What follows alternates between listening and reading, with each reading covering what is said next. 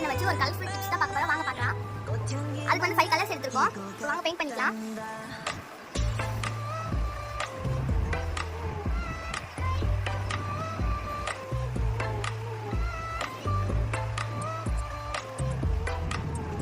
அடுத்து purple colour,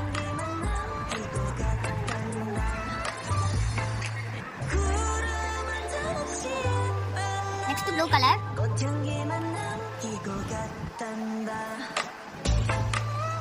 இப்போ red colour,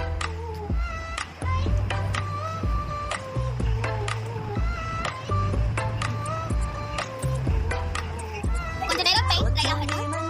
first அகர்க்குள்ள போட்டுக்கலாம். இந்த பாருங்க ஃப்ரெண்ட்ஸ் எவ்வளவு கலர்ஃபுல்லா இருக்குன்னு.